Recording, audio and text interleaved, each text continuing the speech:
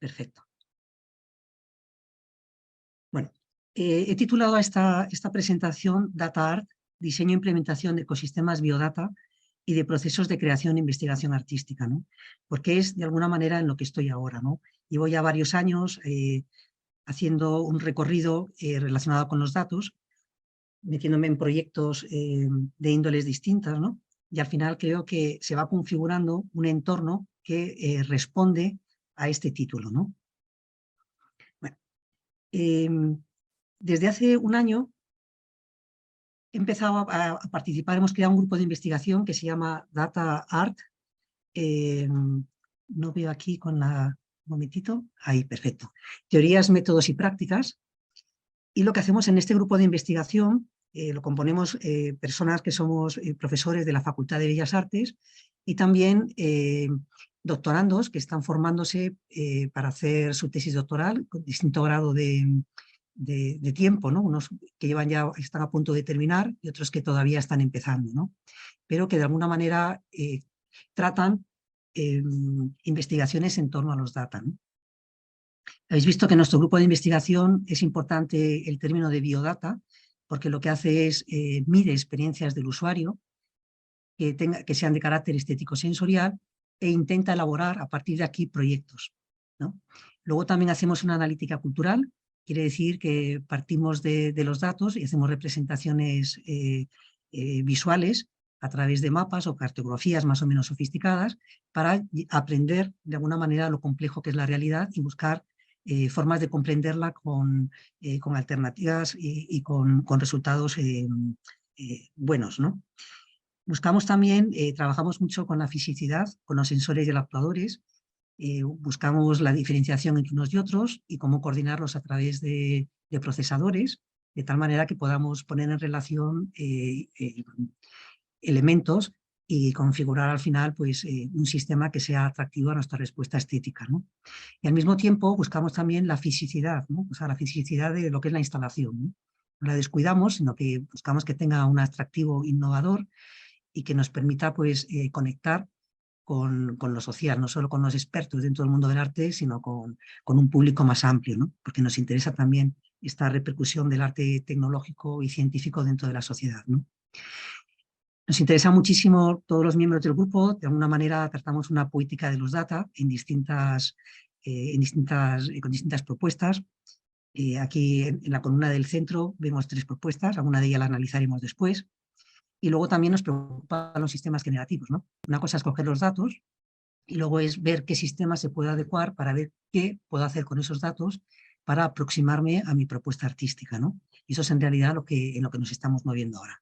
Tenemos también algunos aspectos críticos en los que está hablando, por ejemplo, del género, para que de alguna manera este nuevo campo que se está abriendo ahora, que es el diseño de la investigación de los datos, pues también tenga una inclusividad, ¿no? Que no deje a nadie fuera del sistema, ¿no?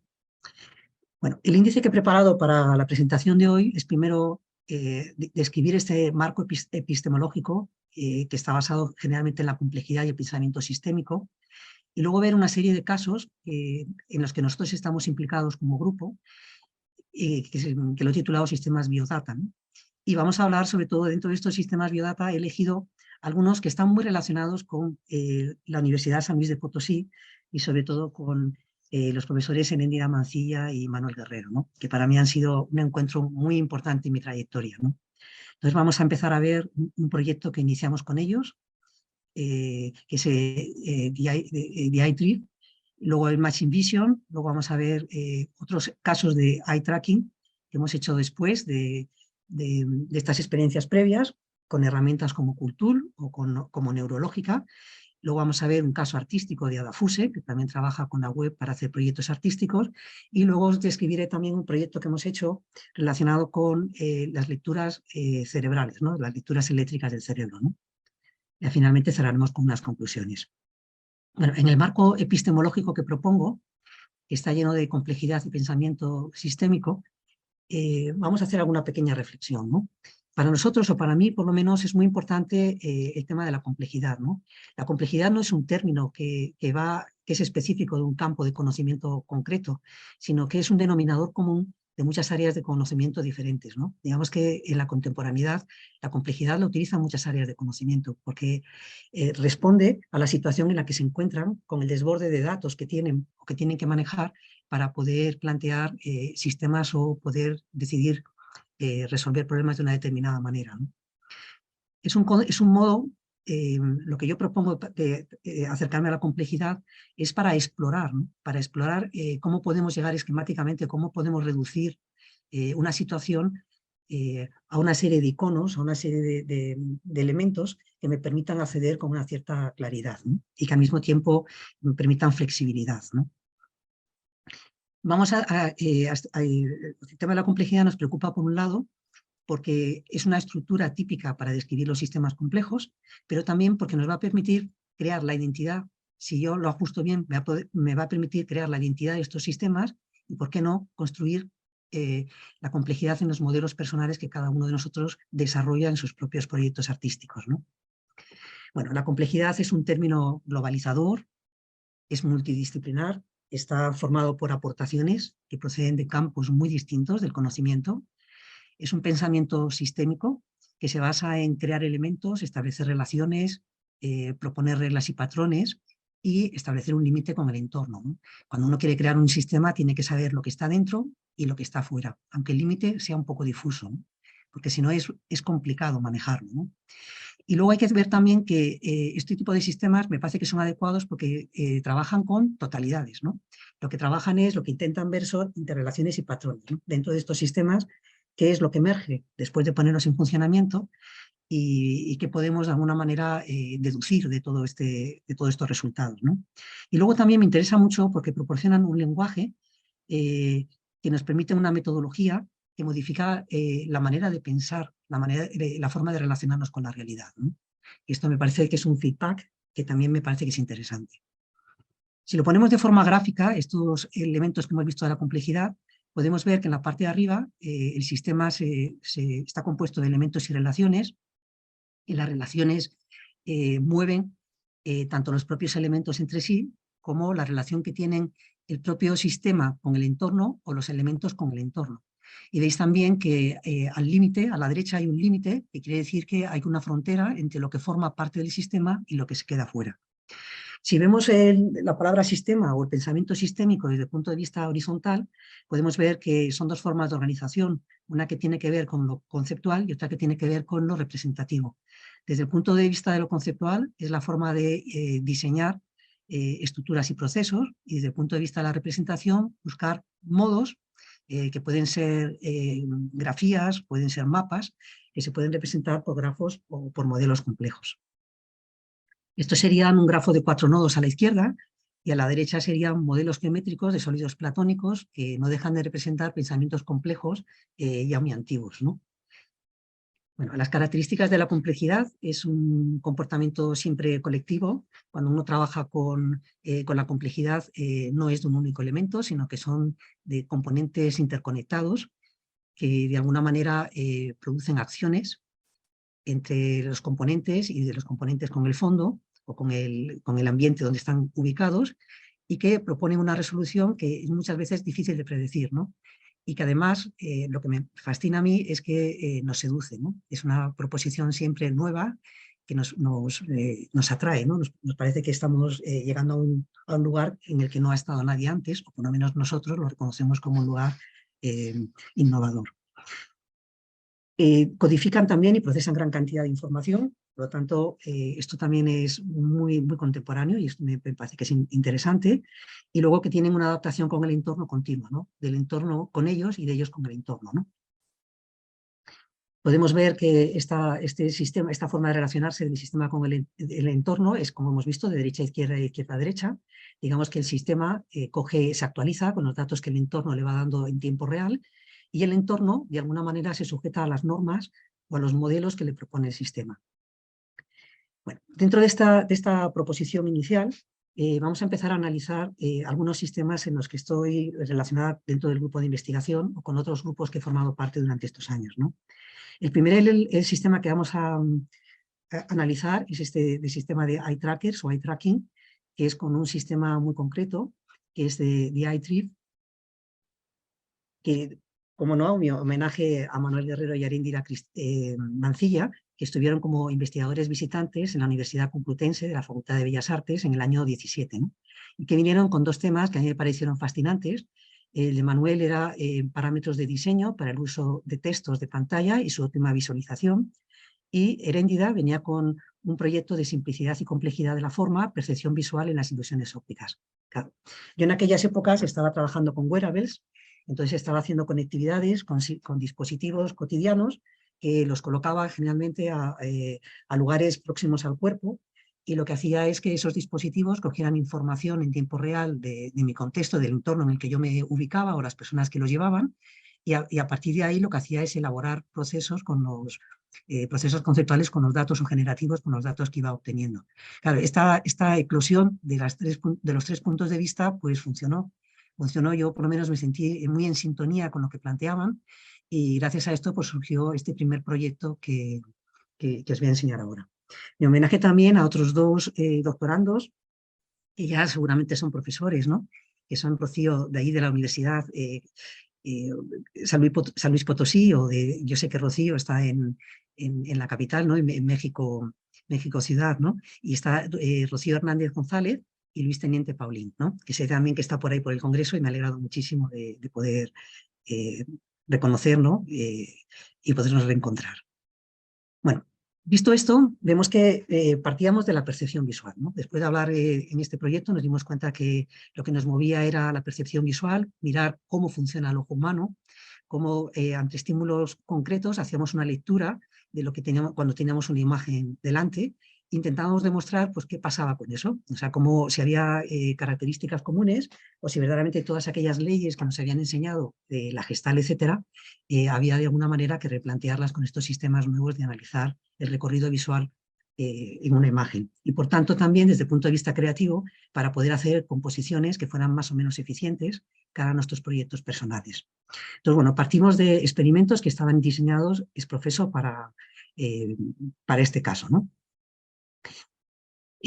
Lo primero que hicimos fue buscar las herramientas tecnológicas que pudieran ser efectivas para hacer este análisis de la percepción visual, y aquí vino pues toda la ayuda de Manuel y Heréndida, ¿no?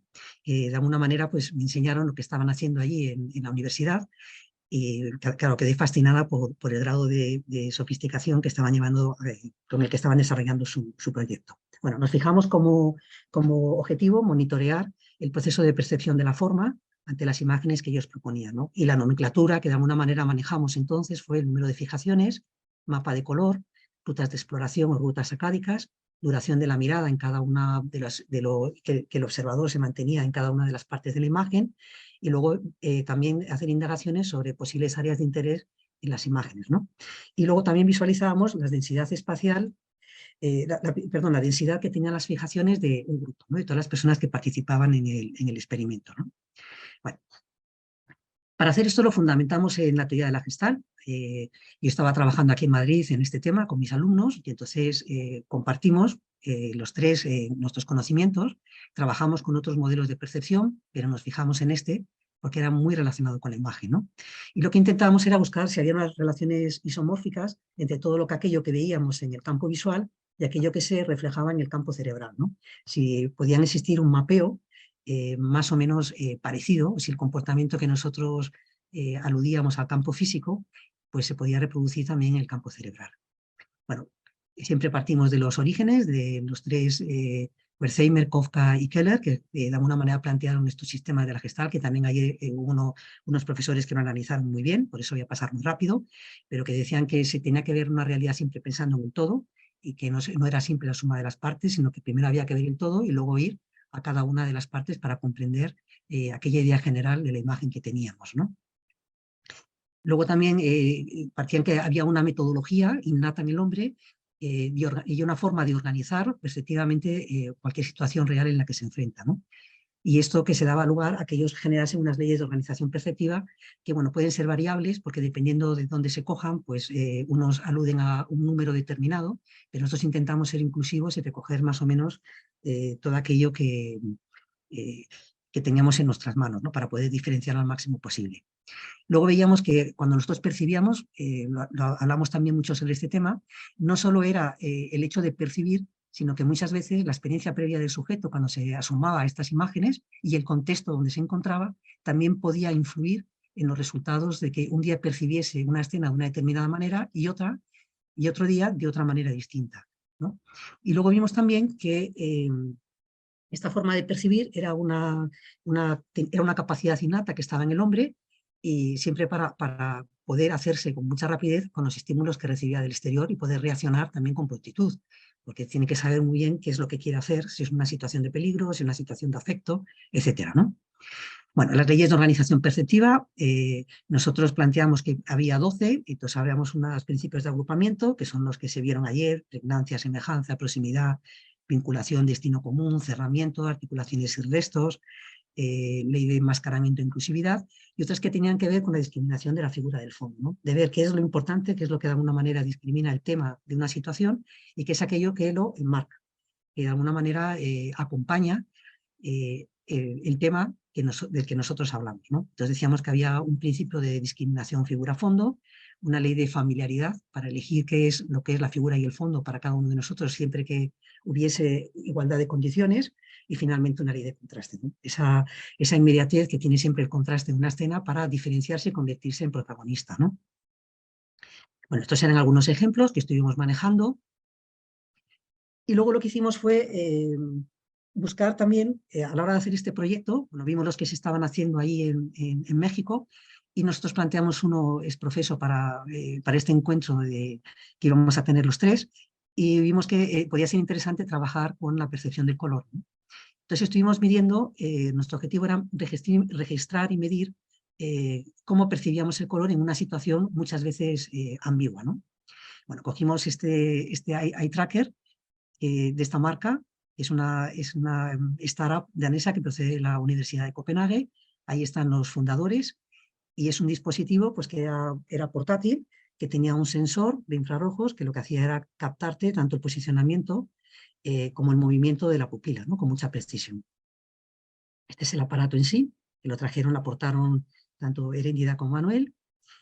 Y bueno, pues la práctica se hizo allí en la universidad, alumnos de la Facultad del Hábitat de la Universidad de San Luis de Potosí, participaron las 6 carreras, estos son el número de alumnos que están dentro de todas las licenciaturas que tenéis allí, y bueno, pues se hizo un prorrateo de qué error se podía estimar y qué fiabilidad se quería dar al proyecto, y se hizo pues un muestreo con 47 alumnos que fuera paritario entre hombres y mujeres y en la edad entre 18 y 26 años. Bueno, este es el cálculo que se hizo, que se había que calcular en torno a 41 muestras para que de alguna manera el resultado final pudiera ser fiable, ¿no? Este es el estímulo que elegimos, era un estímulo de Club 10, que nos parecía que era interesante porque es difícil de descifrar, ¿no? Para las personas que pertenecemos al ámbito de la imagen, esto nos parece, enseguida lo identificamos como una mezcla óptica del color, pero no deja de ser un juego para aquellas personas que no están metidas dentro de nuestro campo, ¿no? Nos parecía que podía dar lugar, por un lado, a la confusión, por otro lado, a aclararnos si la gente siente atracción por los lugares de mezcla o por los lugares donde hay colores nítidos separados, y estuvimos viendo a ver cómo se percibía esto como problema, ¿no? Bueno, se definían de alguna manera los tiempos y la posición que tenía la persona al observar la muestra, ¿no? Y luego vimos aquí que cogimos también a Cruz 10, porque claro, es un experto en el color.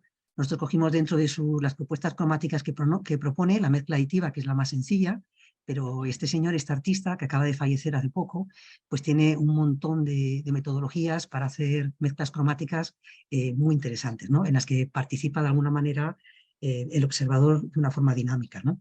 Y que las aplica al espacio. Lo que había detrás era la mezcla aditiva y había también el movimiento sacádico, ¿no?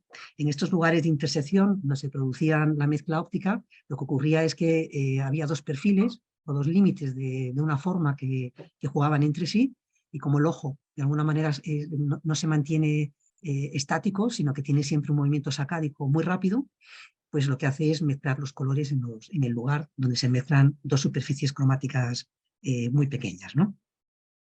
Esta es una persona observando cómo se calibraba el equipo para que tú pudieras ver la pantalla, para ver esto que decíamos de la gestal, toda la pantalla simultáneamente, y luego, muy importante de todos estos sistemas, la calibración, ¿no? Buscar un sistema y coger los datos, ¿no?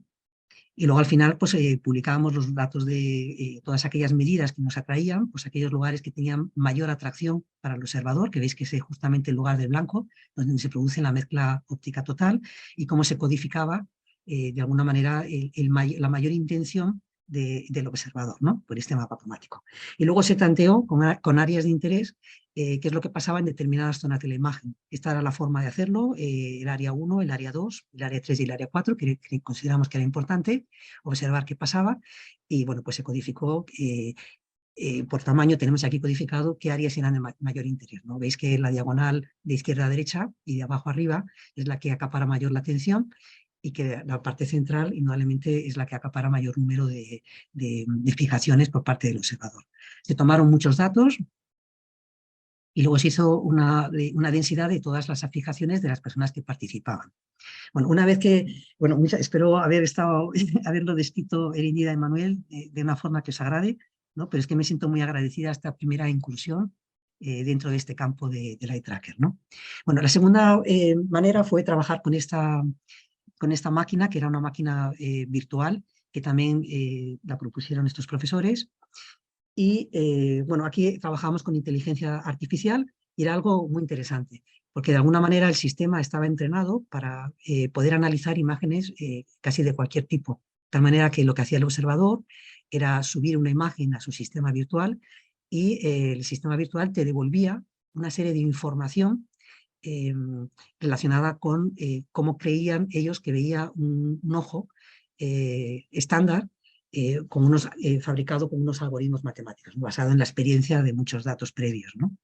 Entonces, bueno, esta era la página. Estos son la página que actualmente ya no existe esta página web, pero estos son el científico y el ingeniero electrónico, que fueron expertos en inteligencia artificial, que crearon de alguna manera esta propuesta de analizar a través de la web un sistema de este tipo, ¿no?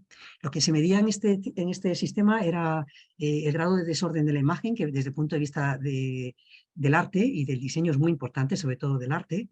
Y luego había dos propuestas de mapa de calor y el mapa de opacidad, que era una información parecida, nada más que codificada de formas distintas, y lo mismo que pasaba antes, podías señalar zonas de interés, ¿no? Bueno, yo lo practiqué durante muchos años, el tiempo que estuve activo con mis alumnos. Les pedía que eligieran una imagen que les llamara la atención y que sacaran la documentación que el sistema les proponía, ¿no? Sí es cierto, que no he comentado antes, que la página web no te explicaba cuáles eran los parámetros o cómo habían codificado cómo habían fabricado este sistema inteligente, ¿no? De inteligencia artificial. Simplemente te daba el motor para aplicarlo, ¿no? Entonces siempre te quedabas con dudas sobre si respondía a qué tipo de patrón, si un patrón de observador especializado, unas personas ajenas al mundo del arte, etcétera, o no experienciadas con el mundo de leer las imágenes, etcétera. Pero a mí, después de hacer después de hacer este proyecto muchas veces con los alumnos, me resultó cada vez más interesante las propuestas que devolvía, ¿no? O las respuestas que devolvía el sistema, ¿no? Me interesó muchísimo el concepto de desorden, ¿no? No hablaban de orden, sino de desorden de una imagen, ¿no? Y claro, esto al principio te cuesta entender por qué lo hacían, ¿no? Entendían por desorden, de alguna manera, todo aquello que no tenía una lógica narrativa previsible, ¿no? Digamos que identificaban los elementos de una imagen, y si estaban colocados de acuerdo a que una casa estaba apoyada en el suelo, una nube en el cielo, una persona tenía la boca abierta, cerrada o de alguna manera previsible, pues encontraban que era un sistema ordenado. Y en cuanto no veían que eso respondía a estos patrones, pues ya empezaba a tener un nivel de desorden más o menos alto, ¿no? Claro, esto en el mundo del arte fue muy sorpresivo, porque cuando trabajabas con imágenes abstractas, el número de desorden era muy alto, porque no tenían referente. Podían identificar las formas geométricas que formaban el sistema, cuadrados, círculos, rectángulos, pero y respondían como que, bueno, que había una forma de identificar lo que había allí, pero cuando había una pintura gestual, pues entonces se perdía, ¿no? Porque no identificaban escritura, y el nivel de desorden empezaba a ser alto, ¿no?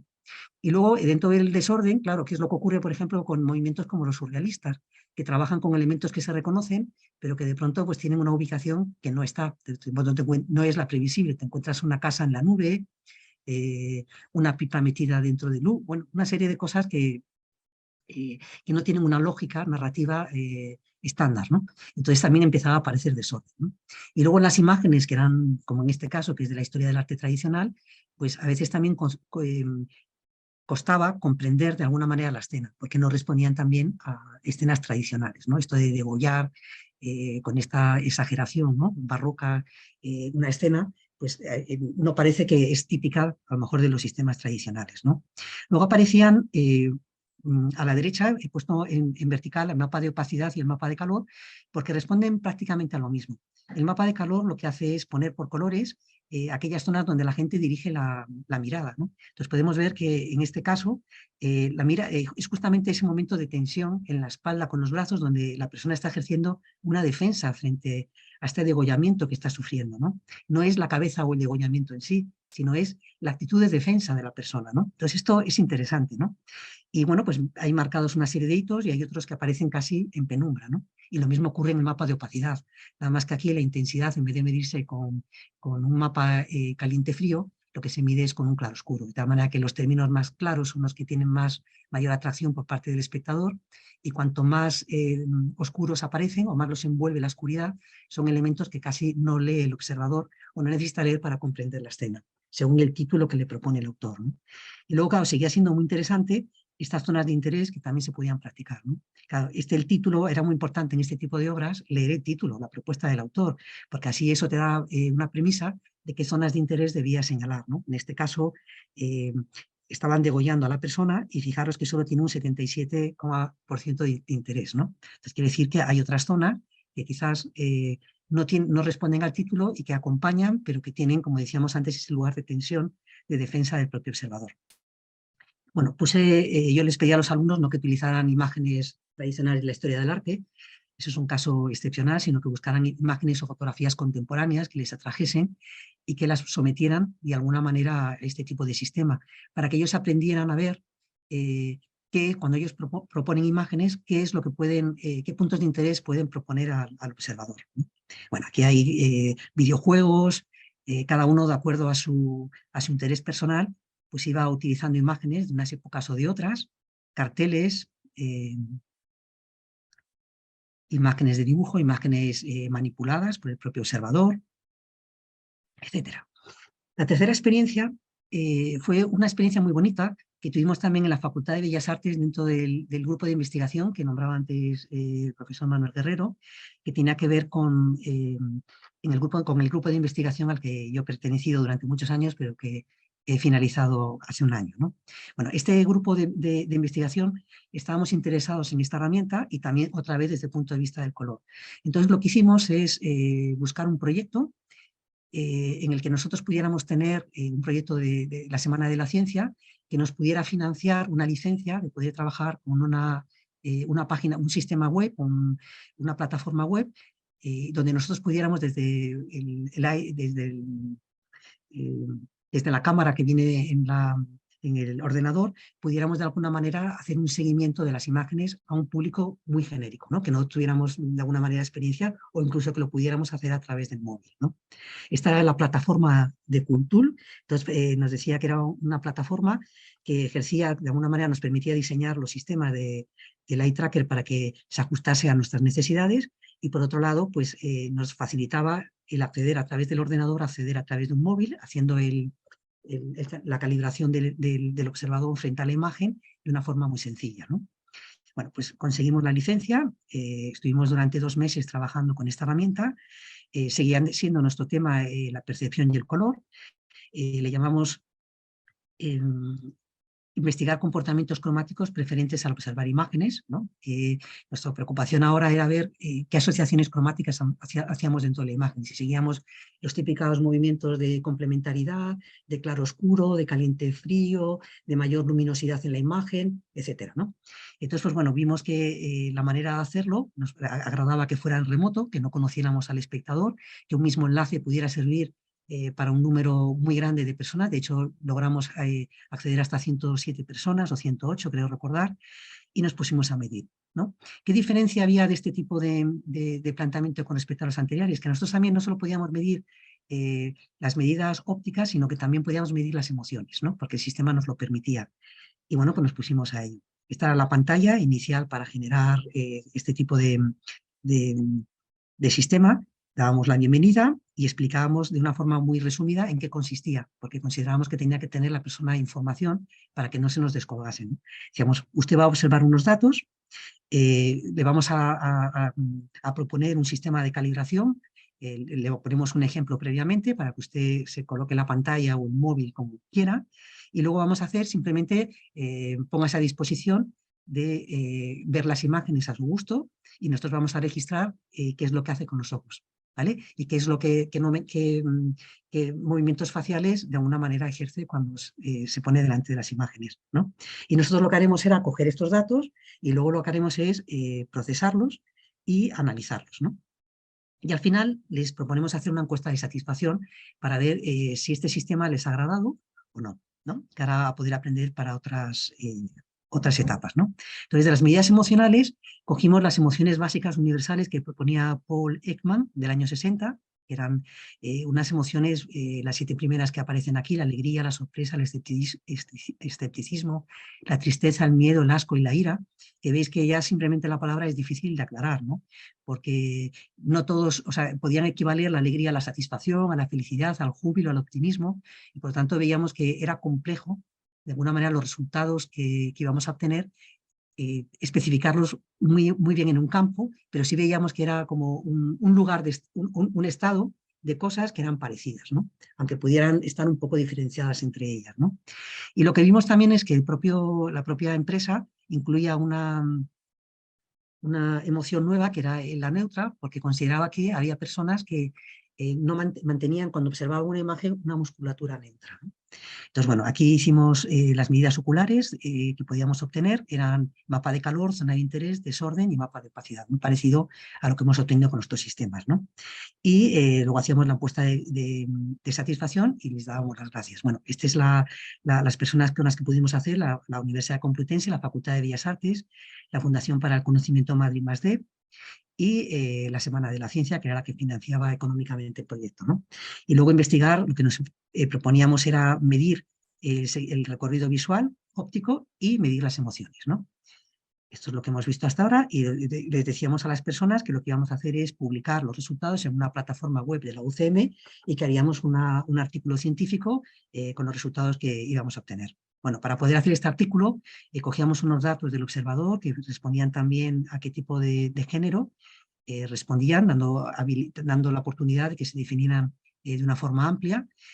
Hacíamos categorías de edades, porque no era un público universitario, sino que era un público ancho, grande, y también consideramos importante que era necesario recoger el área de conocimiento del que procedían. Por si acaso, las personas venían del campo del arte o de las humanidades y tenían una tendencia, una predisposición a verlo de una manera, y hubiese otros ámbitos que tendrían otra tendencia a hacerlo de otra, ¿no?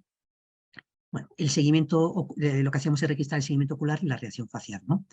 El número total de imágenes que hicimos fue de 19 y tardábamos como 10 o 20 segundos entre una imagen y otra. Y les decíamos que iban a durar entre 7 minutos y medio aproximadamente todo el proceso.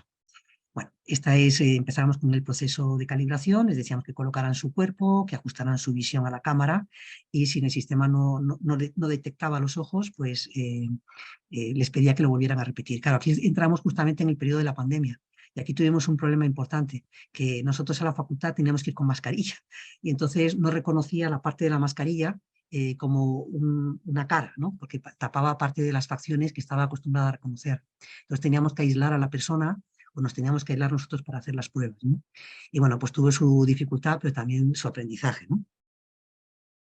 Estas son las imágenes que pasamos. Eran artistas contemporáneos que respondían de alguna manera a criterios muy distintos. Algunos los relacionamos mucho también con el campo de las ilusiones ópticas, de la confusión, no solo del color, para crear ambigüedad y que fuera más rica la respuesta que nos podían dar los observadores. Bueno, ahí están Thomas Ruff, Tony Ausler, Isabel Chapuis, Richter. Mendieta nos interesaba mucho el camuflaje. ¿Por qué no lo abstracto? Estas formas que tenemos de leer de arriba abajo, de izquierda a derecha, o las gamas cromáticas, si la gente las hace o no las hace. Es Kelly, Son Levitt, François Morellet, estos ritmos cromáticos, si leemos por ritmos una imagen, y luego cuando hay una, como ocurre aquí a la izquierda de Sully, pues qué es lo que hacemos cuando hay un sistema parecido de color, un patrón parecido de color, pero con gamas cromáticas distintas, cuáles son las prioritarias con respecto a la luminosidad o no. Vimos también Basarely, esto de meter piezas que encajan, nos parecía que era importante si la gente jugaba intelectualmente a hacer este juego, ¿no? Y luego cogimos también ambientes como este de Cruz 10, que trabajaba aquí con fisocormías y que pues, nos planteaba ambientes en los que la arquitectura de alguna manera se perdía, ¿no? Entrábamos en ambientes cromáticos muy amplios, ¿no? O Kapoor, que hacía lo mismo, por contraste casi de complementarios, nos planteaba este tipo de juego, ¿no? En el que había una sobreabundancia de un color frente a una situación muy pequeña, o Shiota, que nos planteaba también esta cosa neutra con un color muy etéreo, ¿no? Y también cogimos a Tomás Saraceno por esta capacidad de lo neutro, ¿no? Cómo de alguna manera podíamos ir de lo luminoso al oscuro y si esto verdaderamente funcionaba.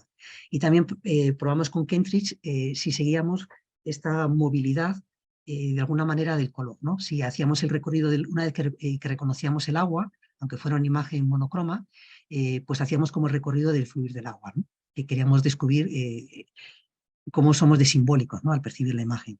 Cómo nos extraña de alguna manera un objeto que estamos acostumbrados a verlo de una manera, percibirlo con otros colores, como esta obra de Miralda o de Abramovich con esta ópera, ¿no? Un fotograma de la ópera, como de pronto el protagonista o el que tiene el drama, pues viste de un color potente y si llamaba la atención o no. Y acabamos con esta imagen eh, que nos parecía, perdón, que era interesante, de Orlán, que era una imagen pues, con colores tipo cómic, pero con una profundidad muy grande, ¿no?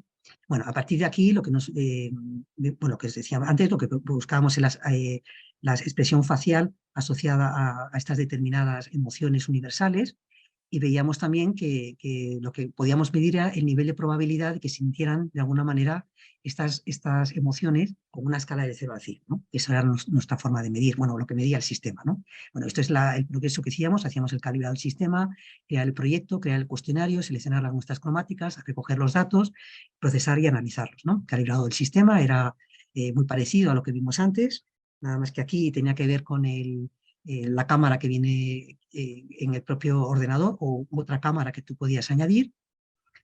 Y bueno, pues te decía también, te daba la oportunidad que tú pusieras un sistema de cinta para que midiera también la actividad cerebral, ¿no? Nosotros no lo hicimos con eso, ¿no? Cuando resultaba satisfactorio, te pedía cómo los querías mandar y comenzabas el proyecto, ¿no?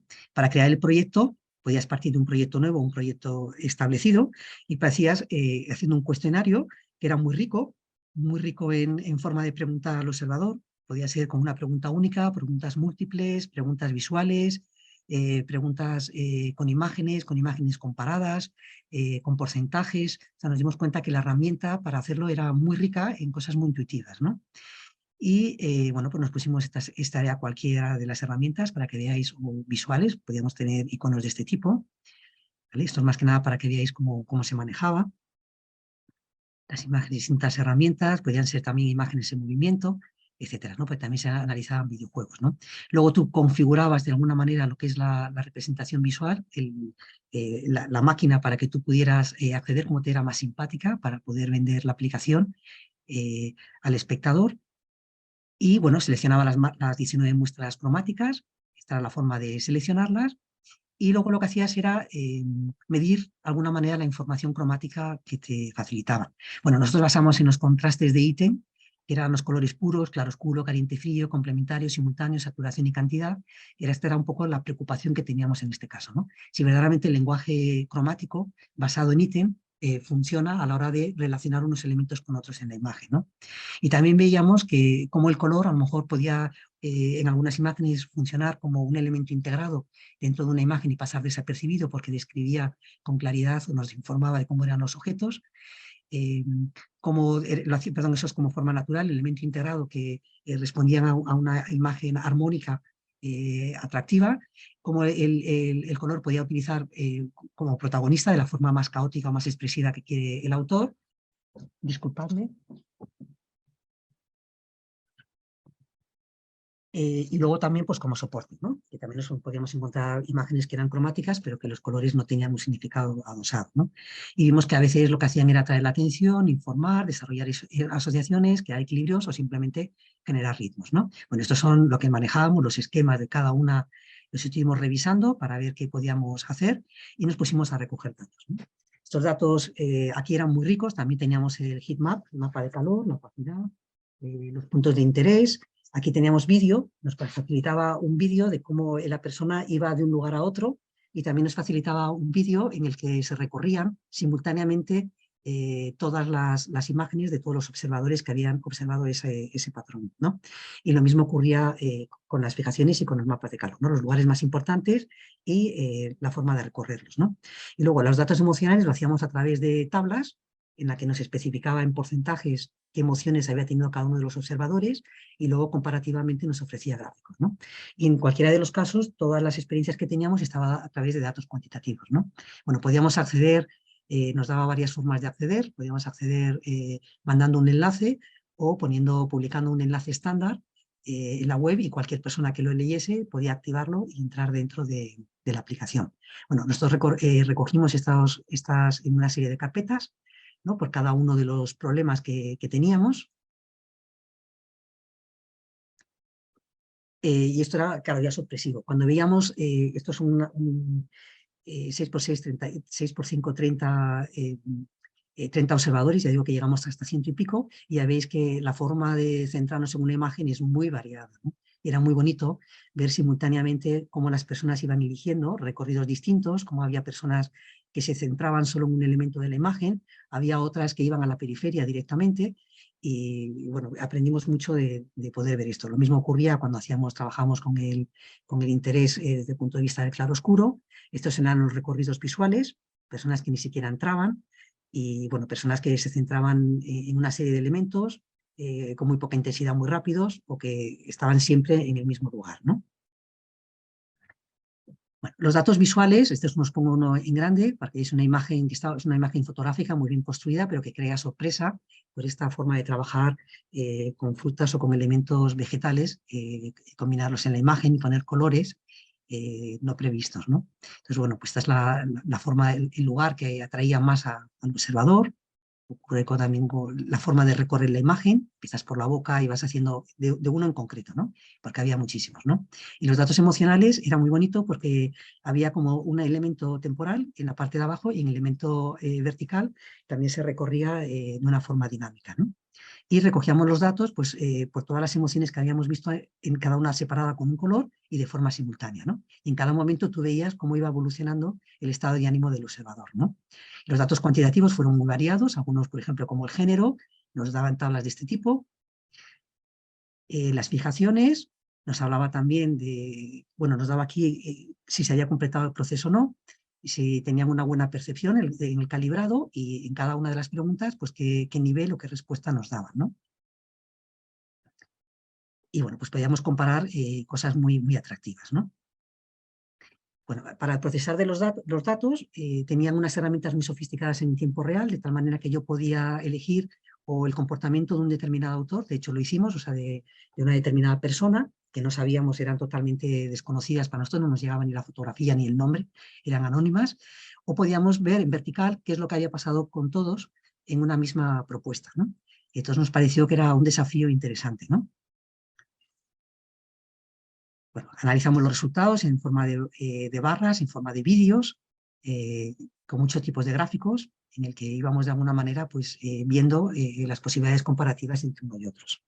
El último año hicimos otro proyecto de eye tracking, buscando con la empresa neurológica Science Marketing, que lo que hacía era, estaba basada en el marketing, entonces se basaba en el valor semántico de las situaciones, ¿no?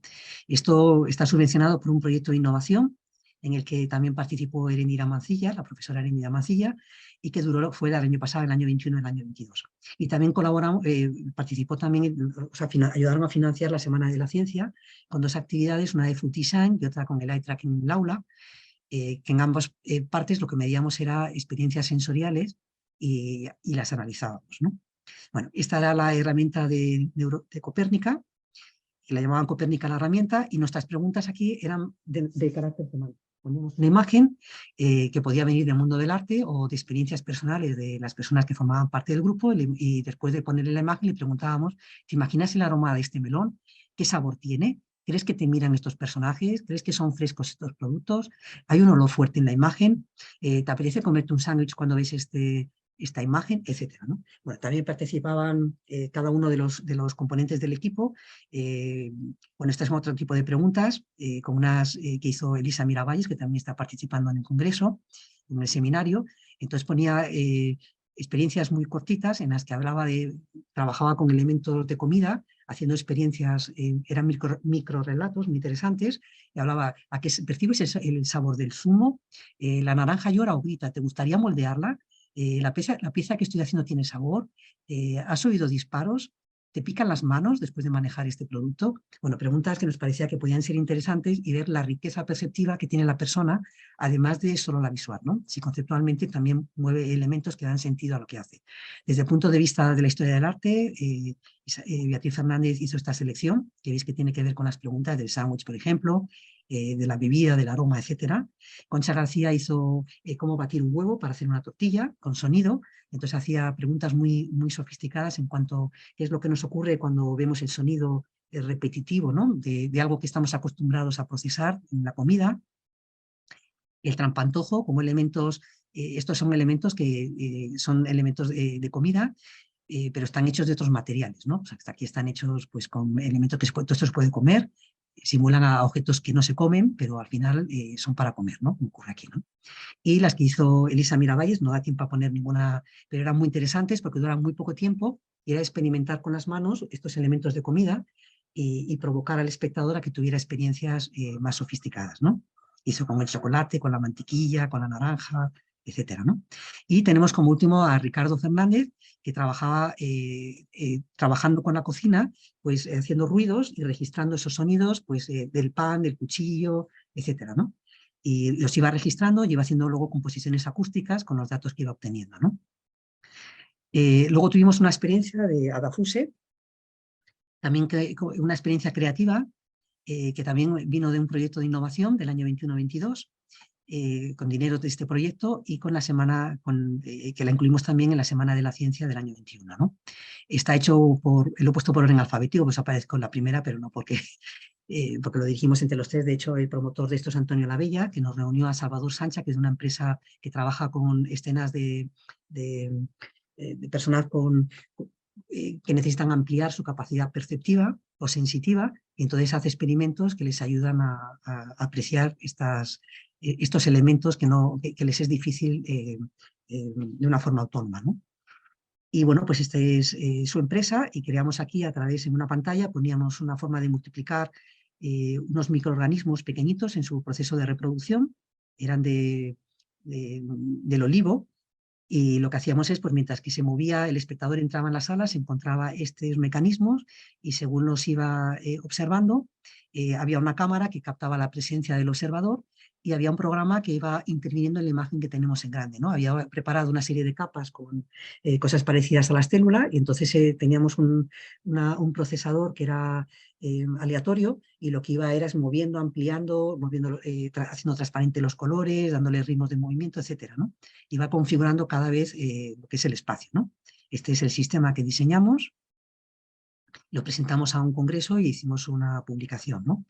En el sistema hicimos otro proyecto que tiene que ver con el Big Data y las nuevas capacidades creativas que nos dan las cartografías visuales, la geolocalización y los wearables, ¿no? Aquí pertenecimos también a Darío Lanza, que también va a participar en la sesión de esta tarde, y bueno, que estaba también Pilar Lara y otras personas que apoyaban el proyecto, ¿no? Alfredo Kalowski, Esther Monivas, Antonio Labella y Eloy Segura, ¿no? Y lo que hicimos aquí es trabajar con la actividad eléctrica del cerebro, ¿no? Perdón, del cuero cabelludo, ¿no? Entonces lo que queríamos era obtener información del cerebro para luego nosotros procesarla y llevarla a un sistema creativo, ¿no? Entonces para esto lo que nos informamos de cuáles eran las bandas más, o la información eléctrica que era más común en el cerebro, la codificamos, vimos cuáles eran sus características, vimos también dónde debíamos de poner los sensores en el cerebro para captar una u otra, y a partir de aquí pues, compramos aparatos que nos permitían tomar estas medidas, ¿no? Y nosotros compramos cintas o aparatos de este tipo, que eran diademas, que eran muy sencillos de manejar, ¿no? Y aquí lo que sometimos al espectador, cogiendo este software, sometíamos al espectador a un sonido, y dentro del sonido, pues lo que hacíamos era ver cómo reaccionaba el cerebro de forma pasiva a este sonido que estaba escuchando. Y registrábamos las ondas que de alguna manera en el tiempo iba configurando el espectador. Cogimos también este software con Darío Lanza, lo hice esta parte del experimento. Lo que hacíamos era también con sonido, captábamos las ondas del cerebro, podíamos elegir qué onda del cerebro nos interesaba. En nuestro caso elegimos una de ellas porque era muy complejo hacer el sistema. Configuramos esta a través de un hexágono, de tal manera que cada uno de estos datos, si era mayor que 5 o menor que 5, salía a una distancia estándar o proporcional a la que decía la medida hacia afuera o hacia adentro, y configuramos una serie de superficies que luego superponíamos, ¿no? Lo presentamos a un congreso e hicimos también un artículo, ¿no? Trabajamos también con otros sistemas como el OpenCBI, BCI, perdón, que era esta plaquita que veis a la derecha, que es de octogonal, y que nos permite también un software que nos registra en qué momento se está produciendo las ondas y en qué lugar del cerebro se producen, ¿no? A partir de aquí hicimos muchos experimentos con la cabeza, con los músculos, con el ritmo cardíaco, íbamos registrando pues esto es lo que pasaba, y te daba también proporciones y qué es lo que pasaba en cada una de las señales, ¿no? Lo hicimos también pues, con otros experimentos. También vimos la respuesta galvánica de la piel, la respuesta de la electricidad que tenía la piel, si va más rápida, si suda la piel, si no suda. Hicimos experimentos, y con esto no construimos ningún proyecto, pero guardamos de alguna manera el cómo hacerlo, ¿no? También lo presentamos ese experimento a un congreso, ¿no? Y finalmente, como conclusión, pues lo que nos interesa a nosotros es registrar datos biológicos, porque de alguna manera complementan todo este comportamiento del observador y hace alusión a partes de su vida que no controla, y que nos parece que es interesante, en vez de partir de lo que observamos directamente a través de lo físico, pues partir de otra observación del ser humano que viene de otros lugares de su modo de comportarse o de su modo de reaccionar frente a una situación real, ¿no? Y bueno, pues esto nos facilita una información que nos propone hacer sistemas generativos, que pueden ser todo lo creativos que nosotros queramos, y construir proyectos de arte y diseño que creemos tienen un matiz que pueden ser innovadores, por lo menos desde su punto de partida, perdón, y que al final pues están basados en este concepto de biodata, ¿no? Bueno, muchas gracias a todos. Voy muy justa de tiempo, pero espero que si alguien tiene interés en alguna pregunta, pues haya tiempo para hacerlo, ¿no?